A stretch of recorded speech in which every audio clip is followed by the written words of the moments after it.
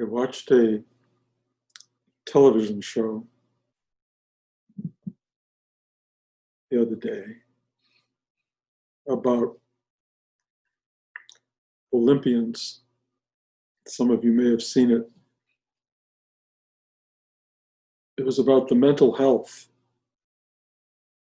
of people striving to get gold. It was about the mental health of people who got gold and people who did not get gold, who got what they wanted and did not get what they wanted, and the enormity of effort that went into getting what they wanted. And it's a really interesting story because it's so human. What befalls those of us who get what we want, and what happens to those of us who don't get what we want.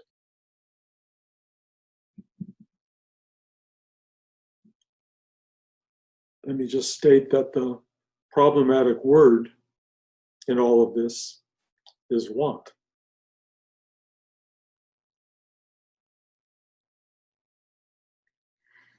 The Rolling Stones had it down completely. You don't always get what you want, but you get what you need. And I cannot tell you how important that is in the unfolding of a human being. There is nothing wrong with wants. In some ways, we're programmed with them. In some ways, the universe delivers those wants, and in some ways it doesn't.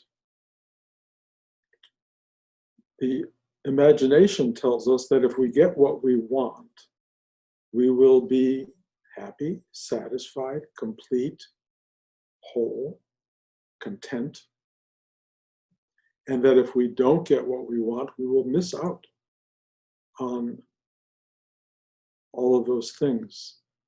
So we are in a way programmed to try to get it, whatever it may be. Some people really don't have that built into their system.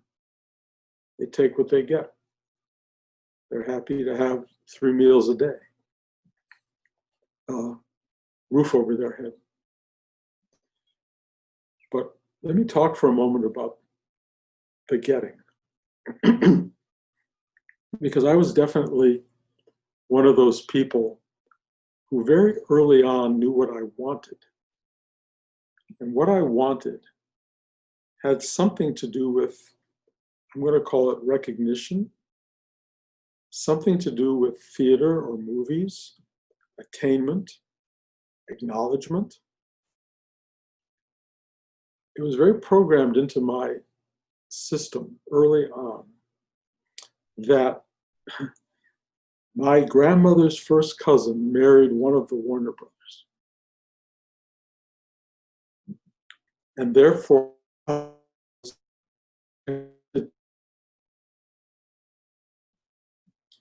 years later, I learned she was married to the Warner brother who took care of finances, not the one who took care of making the movies. And there was no pathway in the world for me to ever get to him.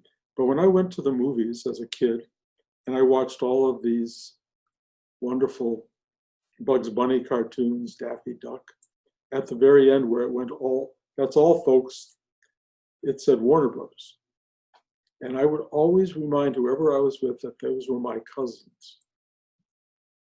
And I set my sight on being one of that group, that my familial line was to become somehow associated with the Warner Brothers or whatever it was that they did.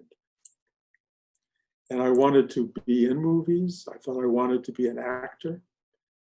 I was very set on being an actor until I actually directed a play in high school. And the teacher I had, who was one of my great mentors, said, "You know, you're a terrible actor, but you're a great director." And I went, "Oh, I didn't know I was a terrible actor, but being a great director was a something that meant something to me. And I went to NYU Film School in order to learn how to direct movies. It wasn't even set up on movies at first until I started to discover in the late 1960s that Ingmar Bergman and Antonioni and Truffaut and all of these filmmakers made something other than Hollywood movies. They made art. And that's what I wanted to do. There was a lineage, a line, a direction that I had to travel in order to become realized, whole, myself. And it was full of struggle. You know, I had a hard time getting my degree. I did very bad in math and French, and they almost didn't want to give me a degree at NYU. I had all these incredible classmates who went on to become very successful Hollywood people, Marty Scorsese being the pinnacle of that, and Brian De Palma, people like that. And I thought, but I know these people. Why can't I have that? Why isn't it coming to me? But I also had a very good friend named Barry Kaplan, who was very close to Timothy Leary, and asked me one day if I wanted to try LSD. I do not know what was programmed in me that said yes, but I did. And I think you've all heard this story 5,000 times, but the day I was going to take that LSD, this man named Michael Hollings had arrived from Switzerland from Sandoz laboratory with a bottle of pure lysergic acid. And when the acid that I had been waiting to try for 6 months sitting in my wallet didn't kick in, Barry went to give me a drop of the acid. And unfortunately, the whole eyedropper that he went to give me the drop from went down my throat. So instead of a drop, I had an eyedropper full of acid. And of course, you all know this story. It changed everything. My life changed dramatically that night. I no longer saw movies or fame or anything as being meaningful. All I knew is something had erupted in my life, and I saw a much larger picture, and that large picture had to be understood, comprehended, acknowledged.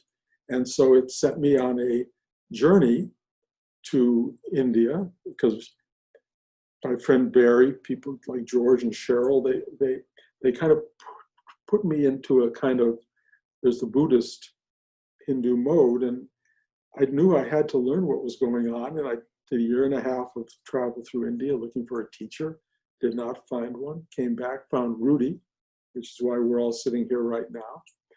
And Rudy basically pushed me toward having a Hollywood career. He basically said, you've got to get what you want, or you have to struggle to find it. I was surprised by that. But what was really interesting was that whereas before the LSD trip, I had desire and want, but nothing to say to people, after the LSD trip, I was flooded with things I wanted to talk about and write about. So without that intercession, my want would not have been fulfilled. However, life being what it is, somehow alignment being in my favor, astrologically, you might say, or environmentally, I started to have this journey. Now, I will tell you, as I have said many times, this journey would not have happened if I hadn't married Blanche and if she hadn't said, we're moving to Hollywood. Because everything in me was terrified of actually doing it. I just wanted to have it. But we had to do it. And Blanche pushed the buttons. We ended up in Hollywood. And this thing happened, which was I got what I wanted. And I got it at the top level that you can get it, which is something they call an Oscar, or an Academy Award. And it was finished. And then I had this thing. I knew I had to, on some level, get it. I will tell you, I had multiples of friends around me who did not get it. It didn't happen. Even Marty Scorsese, at the night of the Oscars, it was shocking because he had such a career, and I had not had such a career really. And I won the Oscar that night and he didn't. And that made no sense to me. And I watched him hungering for this thing that I got. And then I had this thing in my hand that I took home and I put it on the nightstand next to my bed where it sat for years. What did it give me? Well, it gave me more work. Rudy always said the reward of work is more work. So I got more work, which was very helpful, and I'm very grateful for it. And then I moved through life and work became less and less, and I became a retired person. And this Oscar sits no longer on my nightstand because I don't have room for it. I put it on a shelf. And it means, in a way, nothing. It's just there. It has fallen away as any kind of identity. My getting it brought me the one thing that I always wanted, which was a kind of comfort in being able to provide for my family. That's how I provided. That's how I gave my family, and that's how I got from my family the thing I wanted, which was the joy of family, the joy of connection, the joy of being a group of others who cared about each other. So many people that I know did not get an Oscar, did not get a movie made, did not get a career at all. And they all had lives. And they all had happy, good lives. I had to get what I had to get. But people who don't get have to work it differently. They have to go, how do I make peace with not getting what I want?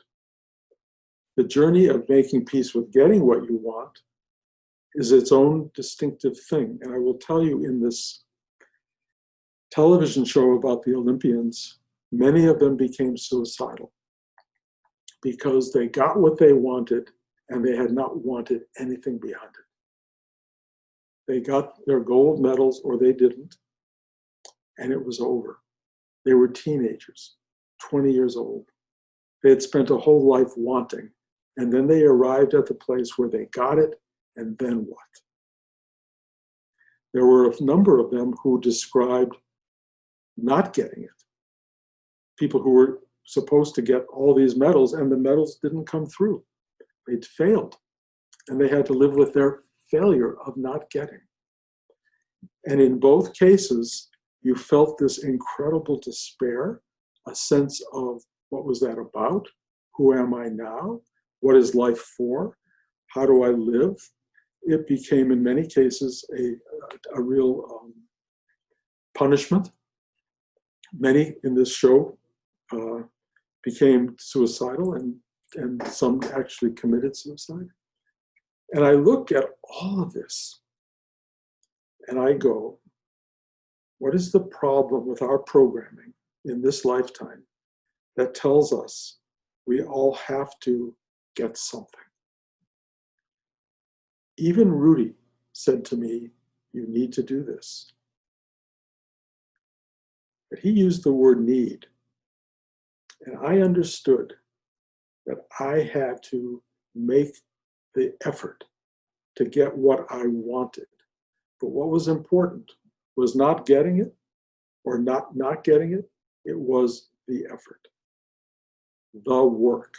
What was the work? It was making an extraordinary use of my energy in my lifetime to basically, as a writer, make something out of nothing. Make something ideally beautiful out of nothing. What are we all doing here, really? What is our work, really? It's to make something out of nothing, based on whatever it is we have. Make something that satisfies, that bring something into the world that did not exist before. It could just be children. It could be, you worked somewhere and you do good work and you help a job go on and continue. It's the mind that tells you it's got to be this or it's got to be that. Life programs, life delivers. Your job is to serve the thing that you are here to do.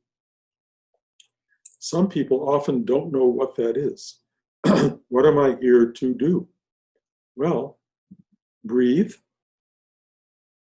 eat, shelter, find a way to do that as best you can, and fulfill this inner need to produce something out of nothing in the world.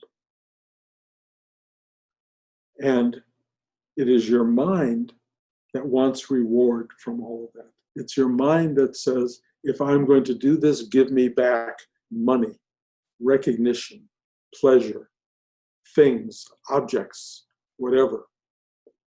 Where the directive is nothing to do with what you get back, it's what you put out.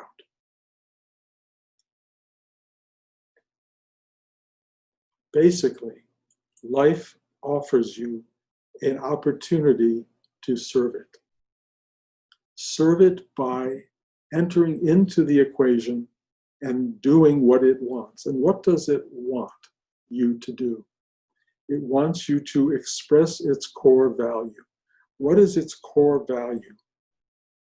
Going back to my old talks again, kindness, love, compassion, effectiveness, goodness, honesty, showing up, friendship, love, holding hands, protecting, empathizing.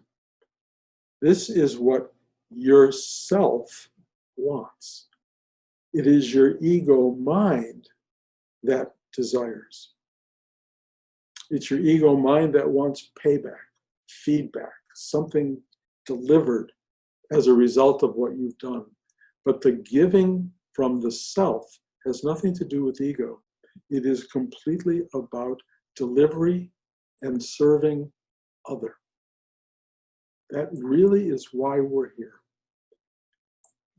If you can do that, life will work to help you eat, breathe, be clothed, be housed, and have a day-to-day opportunity to bring something wonderful and new into the world every day. Some of us take advantage of that. Some of us don't know how to take advantage of this. We don't know what to do when we wake up in the morning. Perhaps in the pandemic, it's even worse. What do I do? When you have a job, at least you have some directive, you have something pulling you. But the real creative energy of life itself is to bring something new, something real, something vibrant into the world every day.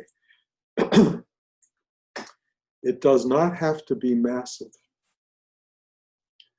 If you live with someone, it can be nothing more than giving them a glass of water before they ask for it, hugging them, making the bed, turning off the lights. These tiny little gestures that one can make in the world for another have a really interesting element in that something in your heart goes, oh, it just feels like that felt good. I did something in the world that needed and wanted to be done, that was there to serve the other. And that is our real directive. It's our real purpose. And people who don't understand that, who get lost in the idea that I have to win the gold, I have to win the Oscar, I have to become the best, I have to own the most, I have to show the world how powerful I am. That directive is a source of profound suffering, suicidal suffering.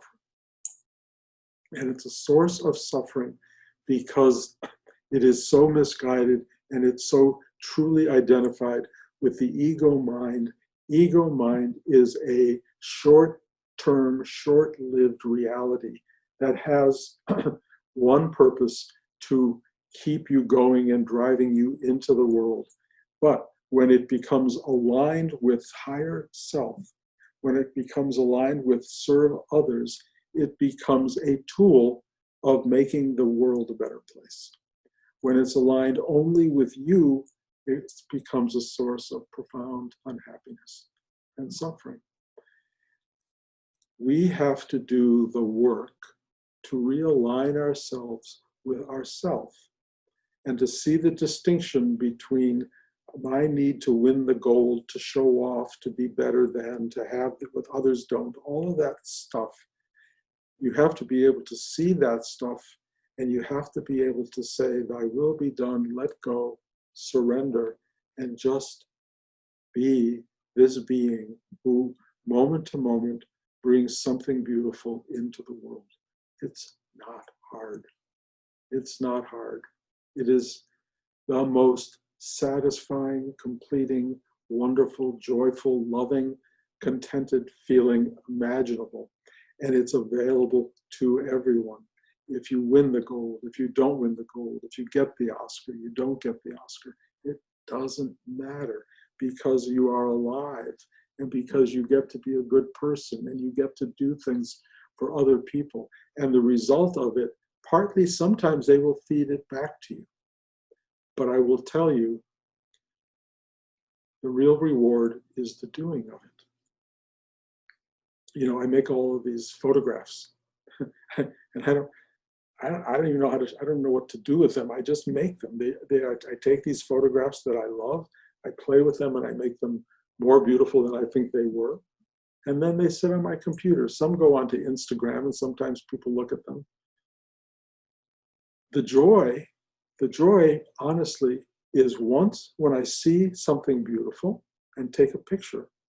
And the second time is when I play with that and make it even more something. And there's a moment in the making of it more where I go, done, done.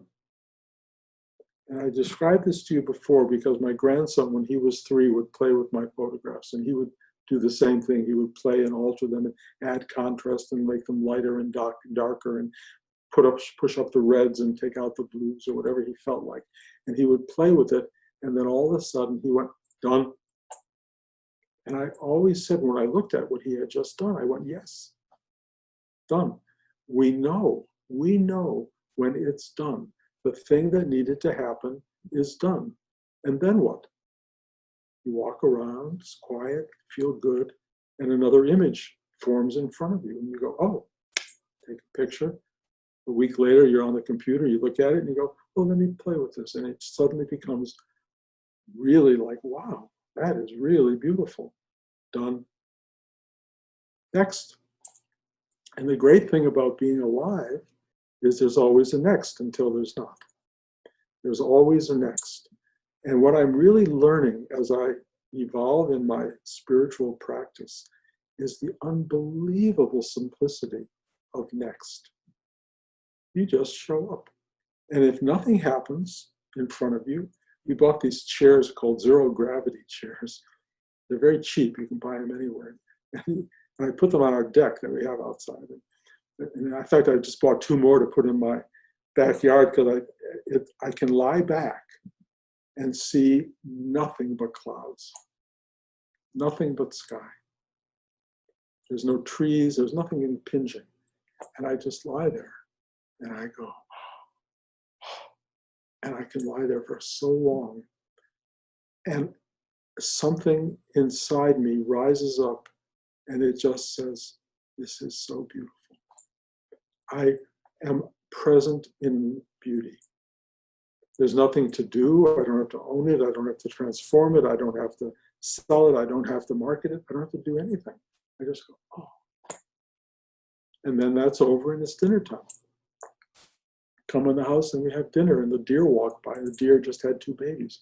So we have more deer.